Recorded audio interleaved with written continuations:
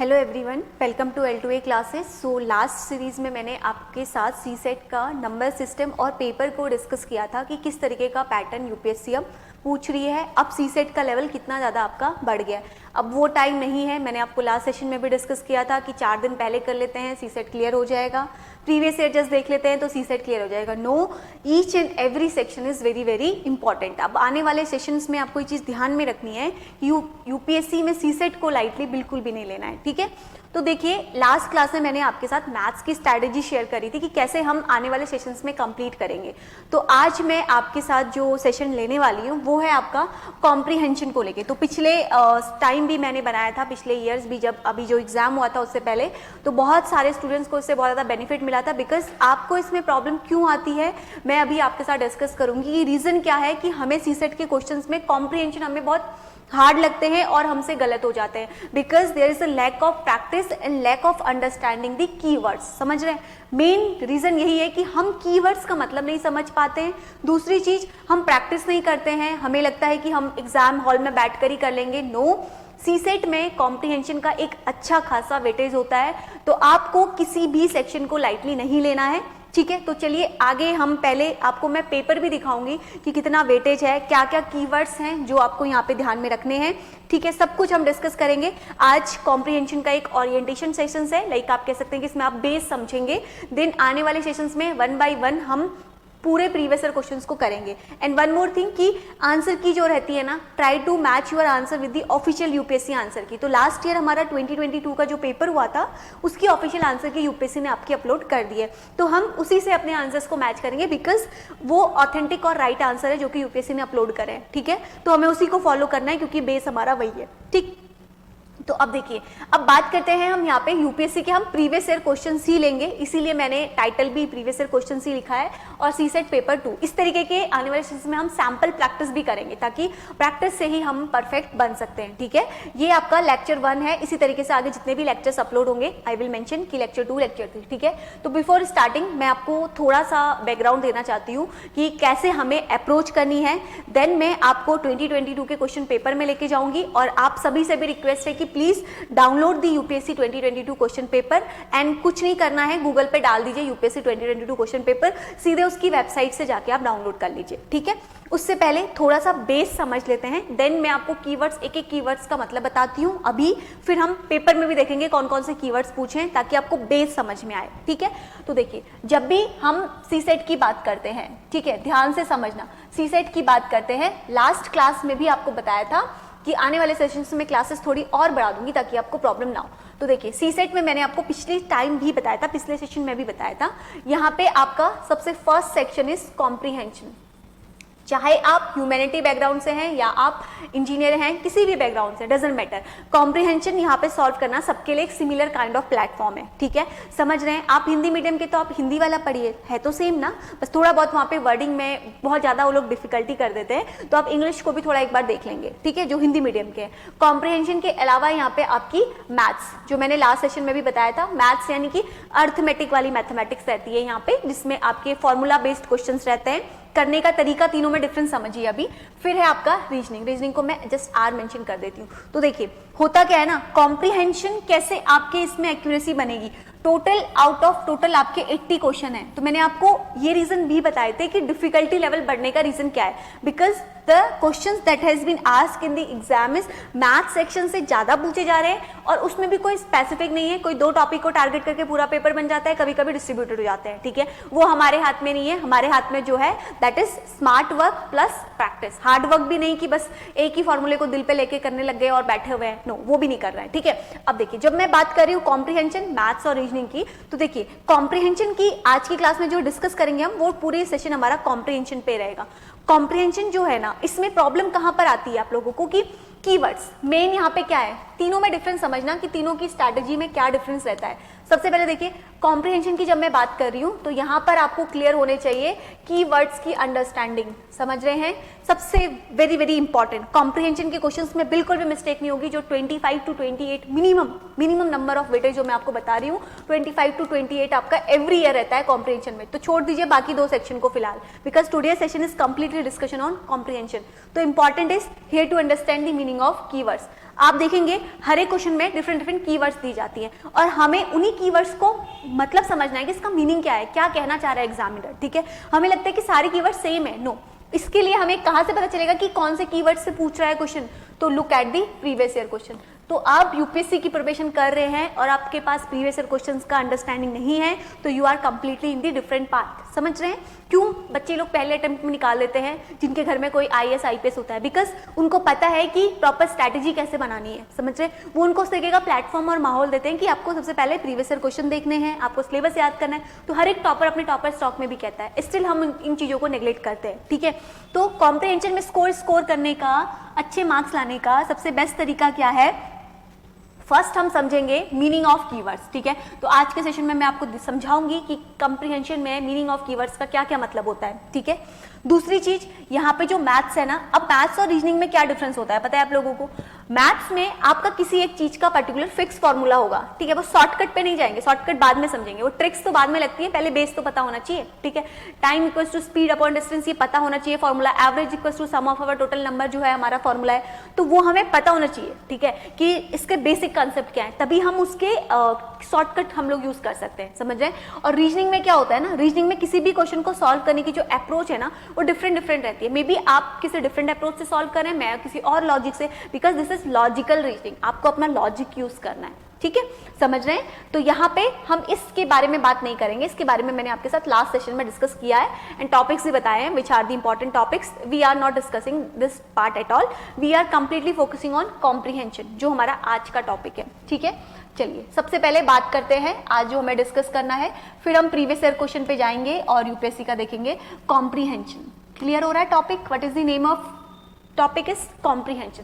तो कॉम्प्रिहेंशन का मतलब क्या होता है, किसको बोलते हैं हम कॉम्प्रिहेंशन, ठीक है। सबसे पहले समझिए इसमें क्या होता है जब भी हम किसी भी कॉम्प्रिहेंशन को पढ़ रहे हैं। देखिए मैं आपको एक बेसिक चीज बताती हूँ ना, आप डर जाते हैं बहुत जल्दी, हम जब डर जाते हैं ना तो चीजें गलत होने लगती हैं, हमारा माइंडसेट क्या हो जाता है कि हमसे तो होगा ही नहीं, कॉम्प्रिहेंशन बहुत टफ है, बहुत डिफिकल्ट है। नो, ऐसा कुछ भी नहीं है। बात क्या है, क्या आपने बचपन में अपने एग्जाम में पैसेज सॉल्व नहीं करे? किए ना, बिल्कुल किए, बट डिफरेंट कहाँ पे आ रहा है? पैसेज तो वही है जो आप बचपन में सॉल्व करते थे, वही यहाँ पर भी है, लेकिन डिफरेंस कहाँ पे आ रहा है? वहां पे सिंपल क्वेश्चंस होते थे कि डायरेक्टली आपको पैसेज में आंसर मिल जाएंगे, यहाँ पे आपको मतलब समझना होता है जो हमें दिया जाता है एग्जामिनर, कीवर्ड्स, ठीक है। तो सबसे पहले जो कॉम्प्रिहेंशन वर्ड है ना, इसका मतलब क्या होता है? इसका मतलब होता है आपका रीडिंग प्लस अंडरस्टैंडिंग, 2 चीजों से मिलकर बनता है आपका कॉम्प्रिहेंशन। पहली चीज होती है आपकी रीडिंग, दूसरा होता है आपका अंडरस्टैंडिंग। समझ रहे हैं क्या कहना चाह रही हूं मैं? What is the meaning of reading plus understanding?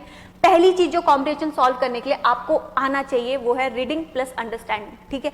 अब रीडिंग में भी क्यों कहते हैं कि यूपीएससी एस्पिरेंट को एक न्यूज़पेपर पढ़ना चाहिए? क्यों? क्योंकि इससे आपकी जो रीडिंग की जो स्पीड है ना, हैबिट है, वो क्या होती है, वो आपकी इंक्रीज हो जाती है। तो रीडिंग की स्पीड अगर आपकी बढ़ रही है तो आप एग्जाम में क्या करेंगे? आप एग्जाम में इसी स्पीड का तो यूज करेंगे। तो जो क्वेश्चन इतने ज्यादा 28 क्वेश्चन आपको अटेम्प्ट करने हैं, तो if you having a good speed तो आपकी एक्यूरेसी, आपका टाइम बचेगा। हमें यही तो करना है, एग्जाम में टाइम ही तो बचाना है। टाइम इज वेरी इंपॉर्टेंट ना। कंप्लीट एग्जाम में क्या इंपॉर्टेंट है? समय से ज्यादा बलवान और कीमती कोई नहीं होता है इस दुनिया में, ठीक है। तो देखिए first thing is to solve the comprehension, हमें क्या आना चाहिए? Reading plus understanding. मैं आपको ये चीजें इसलिए बता रही हूँ, बेसिक चीजें, बिकॉज आज से जब आप न्यूज़पेपर पढ़ेंगे, चाहे आप हिंदी मीडियम के हो चाहे आप इंग्लिश मीडियम के हो, इन चीजों को ध्यान रखना है, ठीक है। दूसरी चीज, पहले आपने पहला मतलब समझे आप, what is the meaning of comprehension. मैं इसको थोड़ा शॉर्ट कर देती हूँ ताकि आपको मैं यहाँ पे सारे पॉइंट्स लिख सकूँ, क्या इंपॉर्टेंट है हमारे लिए समझना। तो पहली चीज समझ में आई ना, रीडिंग प्लस अंडरस्टैंडिंग। यू का मतलब है आपका अंडरस्टैंडिंग, ठीक है। मैं ऐसे लिख भी देती हूँ, अंडरस्टैंडिंग का मतलब समझ गए हैं ना, क्या है? जब आप पैसेज को पढ़ेंगे ना तो पेन पकड़िए और हाईलाइट करिए। मतलब ये तरीका है, जब हम आर्टिकल भी पढ़ते हैं, एडिटोरियल भी पढ़ते हैं, तो हम कीवर्ड्स को हाईलाइट करते हैं ना, तो उस कीवर्ड से हमें पता चल जाता है कि ये इसमें क्या बोलना चाह रहा है ऑथर, ठीक है। तो पहली चीज तो हमें समझनी है कि रीडिंग और अंडरस्टैंडिंग का मतलब है कॉम्प्रिहेंशन। अब आगे समझिए दूसरी चीज यहाँ पे क्या मैटर करती है, सबसे ज्यादा इंपॉर्टेंट यहाँ पे मैटर करता है कीवर्ड्स, ठीक है। बताऊंगी क्या क्या कीवर्ड्स हैं, जो सबसे फेमस कीवर्ड्स हैं, सबसे पहले हम उन्हीं के बारे में बात करेंगे, keywords. Second important thing is to solve any comprehension, keywords, ठीक है। चाहे वो क्वेश्चन में पूछा गया हो जो कि एग्जामिनर के थ्रू पूछा है, चाहे जब आप पैसेज रीड करें तो आपको भी ऐसे कीवर्ड सेलेक्ट करने की, यस अगर सपोज सोलर एनर्जी पे कोई आर्टिकल आया, सपोज आर्टिफिशियल इंटेलिजेंस पे कोई आर्टिकल आया, तो आपको पता होना चाहिए कि इसका मेन हाईलाइट क्या है। एक वर्ड से आपको पता चलेगा कि इस पूरे आर्टिकल में किस चीज के बारे में बात करी गई है, ठीक है। सेकेंड थिंग हम यहाँ पे समझेंगे जो हमारे लिए इंपॉर्टेंट है, वो है हमारा कीवर्ड्स, ठीक है। थर्ड थिंग क्या है, थर्ड थिंग जो हमें समझनी है वो है हमारी अप्रोच, ठीक है। गलती कहां पर हो जाती है ना, कभी कभी हमसे गलती हमारे अप्रोच में भी हो जाती है कि मे बी जिस अप्रोच को हम फॉलो कर रहे हैं वो लेंदी है as compare to the other approach. क्या होता है देखिए, हम जो जनरली हमें फॉलो करना चाहिए या हम लोग में से बहुत सारे लोग करते भी हैं, क्या करना है सबसे पहले अप्रोच को कैसे आपको ध्यान रखना है। अप्रोच के बारे में थोड़ा मैं 2 पॉइंट डिस्कस करूंगी। पहले अप्रोच कैसे रहेगी जनरली, फर्स्ट आपको क्या करना है, रीड द क्वेश्चन, ठीक है। अप्रोच ऐसे ही हम सॉल्व करेंगे, सारे क्वेश्चंस को हम ऐसे ही सॉल्व करेंगे, रीड क्वेश्चन, ठीक है। सबसे पहला हमारी अप्रोच ही रहेगी। सेकेंड अप्रोच क्या रहेगी, हमने जैसे ही क्वेश्चंस को रीड करा, हमारी कोशिश ये रहेगी कि अंडरस्टैंड करने का, कि जब आप क्वेश्चंस पढ़ेंगे ना तो आपको थोड़ा बहुत समझ आने लगेगा कि ये पैसेज किस चीज के बारे में बात किया है। अब ऐसा तो है नहीं कि आर्टिफिशियल इंटेलिजेंस या साइंस के ऊपर पैसेज दिया गया है और पॉलिटी का कोई क्वेश्चन उसमें दिया गया है, नो ना। जो ऊपर आर्टिकल दिया होगा, जो ऊपर कॉम्प्रिहेंशन दिया होगा, उसी के बेस पे क्वेश्चन होंगे। तो क्वेश्चन पढ़ के आपको समझने की कोशिश करनी है कि क्या एग्जामिनर यहाँ पे कहना चाह रहा है या क्या इस कॉम्प्रिहेंशन में दिया गया है, ठीक है। तो पहली अप्रोच में आपको क्या करना है, जब भी क्वेश्चन मैं आपके सामने दिखाऊंगी किसी भी ईयर का, फर्स्ट अप्रोच क्या होगी, रीड करना है क्वेश्चन, ठीक। सेकेंड अप्रोच क्या है यहाँ पे ध्यान में रखनी है, जैसे आपने रीड करा, आप समझे कि इसका मतलब क्या है या पैसेज में क्या बोला गया है। सेकेंड थिंग जो आपको ध्यान में रखनी है, मैं जो पॉसिबिलिटी करती हूँ कि एलिमिनेट करने की कोशिश करिए यहीं पे, ठीक है। हाँ, GS1 से आपका कंप्लीटली एलिमिनेशन हट गया है, बट पैसेज में तो अभी है ना, ओनली 1 पे मत होइए। अब मैं कहती हूँ कि पूरा पैसेज से भी हट गया एलिमिनेशन, है ही नहीं 1 2 3 4 क्या रॉन्ग है क्या राइट है, ठीक है।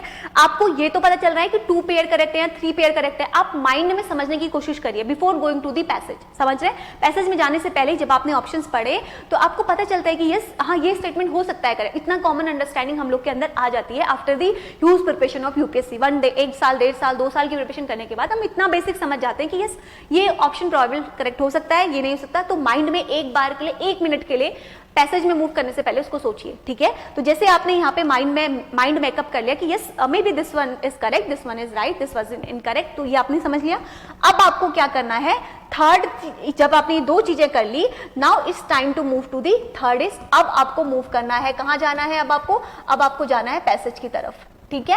पैसेज को जैसे ही पढ़ेंगे तो फटाफट से जो हाईलाइट पॉइंट्स हैं उनको अंडरलाइन कर लेना है, और जो ऑप्शन से मैच हो रहे हैं जस्ट देखना है कि यस ये मैच हो रहा है या ये जो बोलना चाह रहा है ये पैसेज में दिया है या नहीं दिया है। तो इस तरीके से आपको अप्रोच करनी है, ठीक है। अदरवाइज क्या होता है, हम पहले ट्रेडिशनल मेथड में क्या प्रॉब्लम होती है, हम सबसे पहले पैसेज पढ़ते हैं कि पैसेज में क्या दिया है, देन हम क्वेश्चन में आते हैं, ठीक है। फिर उसके बाद हम फिर अगेन पैसेज में जाते हैं, तो ये एक लेंदी प्रोसेस हो जाता है। आप समझ रहे हैं, आपका टाइम, हमें टाइम बचाना है, बिकॉज सीसेट के पेपर डे बाय डे लेंदी होते जा रहा है, समझ रहे हैं। हमें एक सेक्शंस के लिए पर्टिकुलर टाइम फिक्स करना है, अदरवाइज पूरा टाइम इसी में चला जाएगा। तो हमें नीड क्या है, हमारी सबसे इंपॉर्टेंट अर्जेंट नीड है कि we need to save our time as much as possible, ठीक है। अब देखिए पैसेज फिर क्वेश्चन फिर पैसेज, तो ये एक टाइडस प्रोसेस हो जाता है, लगातार हम इसी में जा रहे हैं और हम फिर दिमाग गर्म होने लगता है, हम छोड़ देते हैं क्वेश्चन। तो करना क्या है, सीधे एक काम करिए ना, बीच वाले में जंप कर लेते हैं। जब 2 बार ऊपर नीचे जाना है तो पहले देख लेंगे क्वेश्चन क्या पूछा है, देन हम मूव करेंगे पैसेज में कि क्या पूछा है। अब जब पैसेज में मूव कर लिए तो अब आ गया हमारा रोल यहाँ पे किसका, कीवर्ड्स का, कि कीवर्ड्स की मीनिंग क्या होती है। आ गया ना रोल कीवर्ड्स का, कि कीवर्ड्स में जो दिए हैं इसका मतलब क्या है, ठीक है। चलिए अब बात करते हैं हम लेवल ऑफ पैसेज में जो क्वेश्चंस में आपके पूछे जाते हैं उसमें किस तरीके के आपका रहता है। तो मुझे आप लोग बताइए तो जरा कि आपने अभी तक प्रीवियस ईयर क्वेश्चंस देखे हैं अपने यूपीएससी के या नहीं, आपको थोड़ा बहुत फैमिलियर है या नहीं कि कीवर्ड्स कैसे कैसे पूछे जाते हैं, ठीक है। देखिए सबसे पहले आपके क्वेश्चन आते हैं एजम्पशन, ठीक है। सबसे पहले बहुत ये क्वेश्चन सबसे डिफिकल्ट रहते हैं, बहुत इजी वाले क्वेश्चन अब यूपीएससी बिल्कुल भी नहीं पूछता है, तो इजी लेवल लेकर तो बिल्कुल भी नहीं चलना है। सबसे पहले पूछेगा आपसे एजम्पशन, ठीक है। मैं आपके सामने सारे कुछ फेमस जो कीवर्ड्स हैं वो लिख रही हूँ, फिर मैं आपको पेपर में भी दिखाऊंगी। फिर इससे पहले भी आपके आएंगे सेंट्रल आइडिया क्या है पैसेज का, ठीक है। Central idea of the passage पूछता है आपसे कि बताइए इस पैसेज का क्या है मेन मतलब, एजम्पशन, इन्फेरेंस, ठीक है। इन्फेरेंस बेस्ड पूछेगा, क्रिटिकली क्रिटिकल मीनिंग या फिर आपसे ऐसे क्वेश्चन भी पूछता है, ठीक है, या आपसे पूछेगा क्रूशियल मीनिंग क्या है, ये सब सेम ही होते हैं, ठीक है। मेन डिफरेंस बस ये दोनों हमें समझना है जो इंपॉर्टेंट है, दीज टू आर इंपॉर्टेंट, जिसमें हमारे क्वेश्चन सबसे ज्यादा गलत होते हैं, एजम्पशन बेस्ड क्वेश्चन और इन्फेरेंस बेस्ड क्वेश्चन, और यही सबसे ज्यादा पूछे जाते हैं, ठीक है। Central idea of the passage, इसका आंसर आपको पैसेज में इजीली मिल जाएगा। क्रिटिकल मैसेज या मीनिंग क्या है, क्रूशियल मैसेज क्या है, या क्रक्स क्या है, ये भी वर्ड देता है आजकल की, क्रक्स क्या है इस पूरे मैसेज का, ठीक है। तो ये सब क्वेश्चंस के आंसर करना थोड़ा सा इजी रहता है, ठीक है। जैसे जैसे हम सेशन आगे कंटिन्यू करेंगे वैसे वैसे हम बाकी और जो जो नए कीवर्ड्स यूपीएससी पूछ रहा है उसके मीनिंग समझते जाएंगे, ठीक है। आज मैं आपको जो सबसे ज्यादा कंफ्यूजिंग है दो उनके मैं बताना चाहूंगी कि एजम्पशन और इन्फेरेंस का सबसे ज्यादा डिफरेंस कहाँ पे रहता है, जो हम अक्सर गलती कर देते हैं, ठीक है। देखिए, सेंट्रल आइडिया ऑफ पैसेज तो समझ रहे हैं ना कि आपको जो पैसेज दिया गया है, एग्जामिनर आपसे पूछना चाह रहा है कि इसका सेंटर आइडिया क्या है, इसका मेन थीम क्या है, इसका मतलब क्या है इस पैसेज का, ठीक है। तो वो आपको जनरली बोल रही हूं मैं, आपको पैसेज में मिल जाएगा उसका आंसर, ठीक है। आज जब क्रिटिकल मैसेज की बात करें तो ये भी आप समझ जाएंगे पैसेज को पढ़ के क्या है, और क्रक्स या क्रूशियल मैसेज ये भी हम समझे, सेंटर थीम, मेन आइडियाज, जैसे हम लोग स्कूल टाइम में करते थे ना, वही है, बस लेवल थोड़ा सा हाई होगा, इतना ही डिफरेंस है, ठीक। बात करते हैं हम एजम्पशन और इन्फेरेंस की, इसको ध्यान से समझना, इन दोनों में बहुत ज्यादा कंफ्यूजिंग होता है एजम्पशन और इन्फेरेंस में, ठीक है। दोनों को समझते हैं, एजम्पशन और दूसरा होता है आपका इन्फेरेंस, ठीक है। अब देखिए, इसमें आपका पूर्व धारणाएं जिसको हम लोग हिंदी में बोलते हैं वो चीज है। अब इसको समझने के लिए मैं क्या आपको मेन डिफरेंस समझाना चाह रही हूँ, आप अपने पेपर ओपन करिए, वहां पे आपको ये दोनों टर्म देखने को मिलेंगे, एजम्पशन और आपका इन्फेरेंस, ठीक है। देखिए, जब मैं बात कर रही हूँ आपके इन्फेरेंस की, यहाँ पे एग्जामिनर आपके साथ दो गेम खेलता है। क्या गेम खेलता है, देखिए, जब वो आपसे बात कर रहा है एजम्पशन की और जब वो आपसे बात कर रहा है इन्फेरेंस की, जब उसने आपको इन्फेरेंस वर्ड दिया है ना, तो इसमें आपके पास क्या रहता है, इसमें आपके पास आप रेस्ट्रिक्ट हैं कि आपको इसका आंसर पैसेज में ही मिलेगा। मोस्ट ऑफ द केसेस आपको आंसर कहां मिलेगा, विद इन द पैसेज मिलेगा, समझ रहे हैं, या मैं इसको लिख देती हूं इनसाइड पैसेज, सिंपल में लिख देती हूँ, पैसेज में ही आपको इसका आंसर मिलेगा, ठीक है।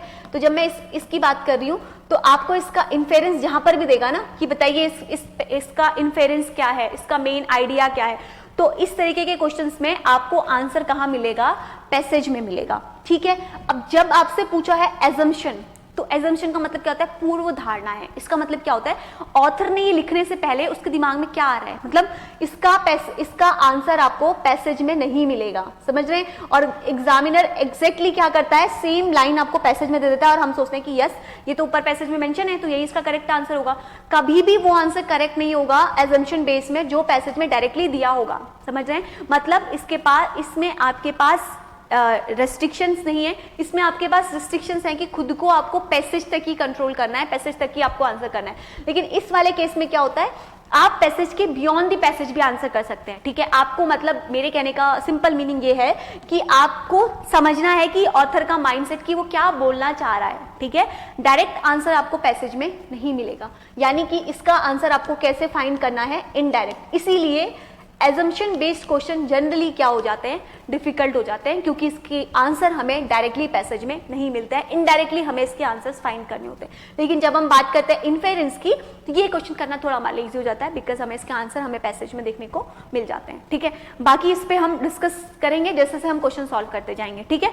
नाउ अब जल्दी से आप 2022 का पेपर डाउनलोड कर लीजिए, ठीक है। और जो मैंने आपको प्रोसेस बताई है उसी प्रोसेस से आपको जल्दी से पेपर निकाल लीजिए। ये है यूपीएससी की साइट से मैंने डाउनलोड किया है, 2 minutes you have a time, जल्दी से डाउनलोड कर लीजिए 2022 का पेपर।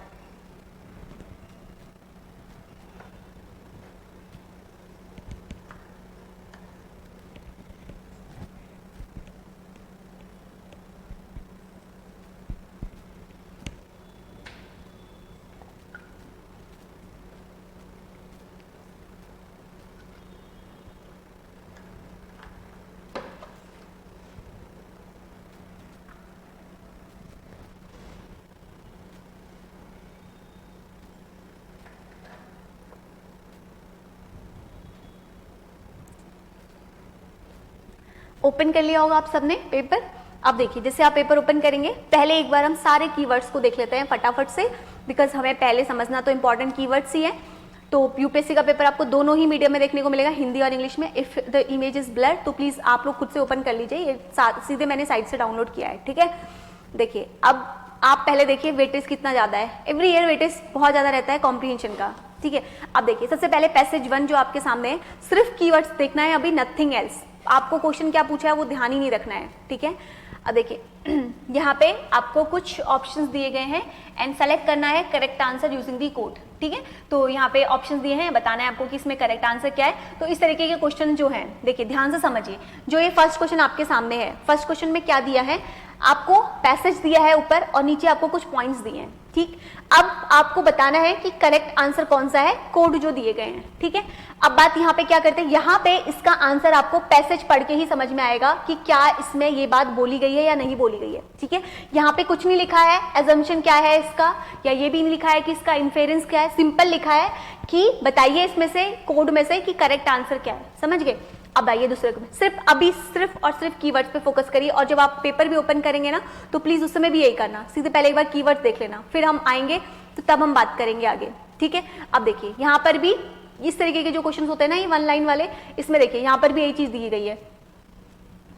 क्या दिया है देखो, आपको यहाँ पर भी सेलेक्ट करना है करेक्ट आंसर कि कौन सा कोड ऊपर दिया है उसमें से करेक्ट है, ठीक है। चलिए अब मूव करते हैं, सिर्फ कीवर्ड्स देखिए एक बार कि कितने तरीके के कीवर्ड्स से यूपीएससी क्वेश्चन पूछता है। सेम आप इस ईयर के पेपर के साथ भी करेंगे, ठीक है। अब देखिए यहाँ पे आ गया 11th और 12th क्वेश्चन, देखते हैं 11th और 12th में। हिंदी वाले बच्चे हिंदी में देख लेंगे। देखिए क्या बोला मैंने, बेस्ट रिफ्लेक्ट, ठीक है। बेस्ट रिफ्लेक्ट कौन सा है, बेस्ट रिफ्लेक्ट का मतलब क्या होता है, ध्यान से समझना। जब ऐसा कीवर्ड लिखा होगा बेस्ट रिफ्लेक्ट, ये हर एक साल प्रीवियस ईयर में पूछा गया इस तरीके के कीवर्ड। बेस्ट रिफ्लेक्ट का मतलब क्या होता है, देखिए ये जो 4 ऑप्शन दिए हैं ना, ये ऑलमोस्ट करेक्ट ही होंगे सारे के सारे, बस आपको सेलेक्ट करना है बेस्ट वन कौन सा है। कुछ ऐसे होंगे इसमें से जो एकदम इनकरेक्ट होंगे, उनको तो आपको आंख बंद करके वो कर देना। देखिए जैसे बी स्टेटमेंट पढ़िए तो politician should be selected from those train in administration. अच्छा ऐसा है कि पॉलिटिशियन सिर्फ वहीं से सेलेक्ट किया जाएगा कि जो आपका ट्रेन होंगे किसमें, एडमिनिस्ट्रेशन में। सोचिए खुद का, मैं नहीं कह रही हूँ आप पैसेज में जाइए, आप सिर्फ ये पढ़िए, तो ऑप्शंस पढ़िए सिर्फ, ठीक है। अब यहाँ पर आइए, यहाँ पर पूछा है why is this method adopted in India to count the poor debatable, ठीक है। अब कुछ ऑप्शंस दिए हैं आपको, पढ़िए। मैं आपको आज ये 2 क्वेश्चन आपके सामने जो है इनको मैं आपको सॉल्व अभी मैं पैसेज में नहीं जा रही हूँ, मैं आपसे भी नहीं कर रही हूँ आप पैसेज पढ़िए, आप 4 ऑप्शन पढ़िए। मैंने जो आपको तरीका बताया ना, जो सीम्स नेगेटिव है, मतलब जो आपको लग रहा है कि ये इनकरेक्ट हो सकता है, ऐसे क्वेश्चंस आएंगे, डेफिनेटली आएंगे। इसमें कोई 1 पेयर 2 पेयर एलिमिनेशन कुछ है ही नहीं, इसमें है कि बेस्ट रिफ्लेक्ट बताइए कौन सा है, ठीक है। पढ़िए अपने दिमाग में और सोचिए तो क्या इसमें बेस्ट रिफ्लेक्ट लग रहा है आपको। इतना तो बेसिक पढ़ा है कि हाँ क्या हो सकता है करेक्ट, क्या हो सकता है इनकरेक्ट, कोशिश तो करिए, एटलीस्ट ट्राई करिए इस क्वेश्चन को करने का। Best reflect of the passage जो ऑथर बोलना चाह रहा है, 4 स्टेटमेंट दिए, हम जाएंगे पैसेज पे भी जाएंगे, बट पहले एक बार यहाँ पर देखिए।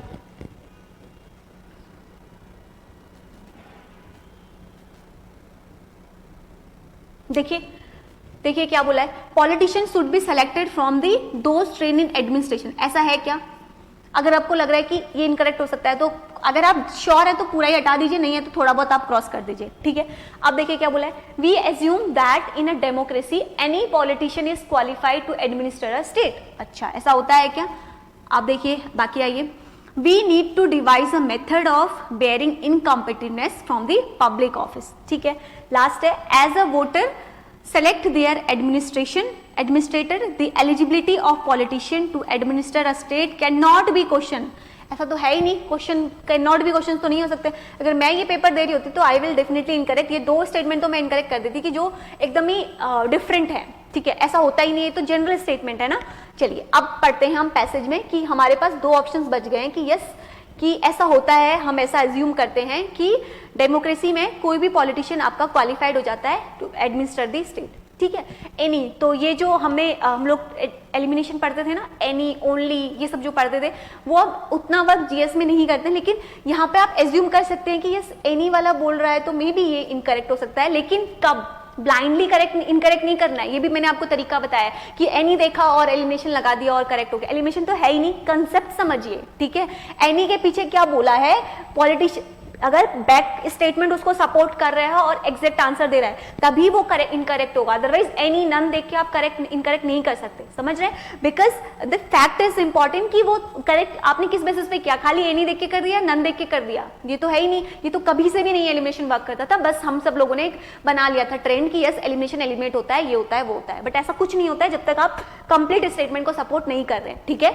मे बी मेरा स्टेटमेंट सपोर्ट कर रहा है नन के साथ भी, ठीक है? अब देखिए यहाँ पर क्या बोला है, अब पैसेज पे आइए, ठीक है? यहाँ पर हमें इसमें कीवर्ड्स हमें सिंपल दिया है कि बेस्ट रिफ्लेक्ट आपको बताना है जो ऑथर ने इस पैसेज में बोला है। यहाँ पे कुछ नहीं बोला है कि इन्फेरेंस क्या है, एजम्पशन क्या है, वो आप करेंगे आगे आगे क्वेश्चन तो देखने को मिलेंगे। देखिए क्या बोला है, in simple matter like shoe making we think only a specially train person will serve our purpose, ठीक? बट इन पॉलिटिक्स, हाँ पॉलिटिक्स की ऑप्शंस देना, we assume that everyone who know how to get votes know how to administer a state. कहना चाह रहा है कि जो ये जानता है कि कैसे वोट करना है वो ये भी जानता है कि कैसे एडमिनिस्टर करना है, ठीक है? When we are ill we call for a train physician, जब हम बीमार होते हैं ऑब्वियसली हम ट्रेन फिजिशियन को बुलाते हैं, whose degree is guaranteed of specific perceptions and technical competitiveness. We do not ask for the handsome physician. बिल्कुल हमें सुंदरता से क्या करना, हमें तो वर्क है कि हमारा काम सही होना चाहिए, ठीक? और the most eloquent one, well then when we whole state is ill should we not look for the service and guidance of wisest and the best, ठीक है? देखिए समझिए ना क्या बोलना चाह रहा है, अब सोचिए तो जरा, अब सोचिए तो जरा, अब स्टेटमेंट 1 पे आइए तो we assume that democracy any politician is qualified to run, बोला है क्या ऐसा कोई भी पॉलिटिशियन रन करने के लिए क्वालिफाइड है? नहीं ना, वो कह रहा है कि जो बेस्ट सूटेड है, डजंट मैटर कि वो सुंदर दिखता है नहीं दिखता, डॉक्टर वाला एग्जांपल दिया ना, अगर उसके पास स्पेसिफिक क्वालिफिकेशंस हैं, उसके पास वो है तो वो बन सकता है, तो कोई भी तो नहीं बन सकता, तो यानी कि फर्स्ट स्टेटमेंट हमारा इनकरेक्ट हो गया, ठीक है? Politician should be selected from the those trained in administration, ऐसा भी नहीं बोला है कि जो एडमिनिस्ट्रेशन में ट्रेंड है वही आपके बनेंगे, तो मैंने तो पहले ही आपका इनकरेक्ट कर दिया था, आप भी इनकरेक्ट कर दीजिए, ठीक? अब बोला है we need to devise a method to bearing incompetence for the public office. Yes, this is seem to correct ना, ये लग रहा है हमें करेक्ट हो सकता है। अब लास्ट पढ़ लेते हैं, as voters select their administrator the eligibility of politician to administer a state cannot be questioned, ऐसी बात भी नहीं बोली गई है ना, ये बात तो बोली ही नहीं गई है, तो सीधे हमें यहाँ से पता चल गया what is the correct answer, C, ठीक है? अब मैंने आपको ये इतना लेंथी क्यों बताया, बिकॉज ये पहला क्वेश्चन था, जैसे जैसे हम आगे आगे मूव करेंगे ना आपका भी माइंडसेट इस तरीके से डेवलप होने लगेगा कि यस, जैसे मैंने स्टार्टिंग में दो ऑप्शन आपके एलिमिनेट करे थे, तो आपको भी ऐसे करना है, अगर आप एक भी ऑप्शन एलिमिनेट कर पा रहे हैं तो यस आप धीरे धीरे इंप्रूवमेंट करेंगे, ठीक है? यही तरीका होता है, ये कैसे आता है आपको, कोई एलिमिनेशन नहीं होता है यहाँ पे, ये आता है आपका प्रैक्टिस से, with in a time period आप जैसे जैसे प्रैक्टिस करेंगे आप वैसे वैसे आगे बढ़ते जाएंगे, समझ रहे हैं? आपका इंपॉर्टेंस यहाँ पे है, आपको कंसेप्ट समझना है कि कैसे हो रहा है, ठीक? अगला क्वेश्चन देखिए, यहाँ पर देखिए, ये तो समझ गए, अब देखिए क्या बोला है, why is the methodology adopt in India to count the poor debatable. हमारे यहाँ पे पुअर को डिफाइन करने के लिए जो मेथड हम लोग यूज करते हैं, कह रहा है कि वो डिबेटेबल क्यों है। अब पढ़िए ऑप्शन जल्दी से, मैं आपको अब मैं आपसे रिक्वेस्ट करूंगी कि आप यही सब टेक्निक को यही सब एक बार सोचिए, जो मैंने आपको मेथड अप्रोच बताई है ना, कि जो डेफिनेटली इनकरेक्ट हो सकता है, प्लीज एक बार ट्राई तो करिए कि उसको आप हटा सकें। देखिए आपके सामने क्वेश्चन है,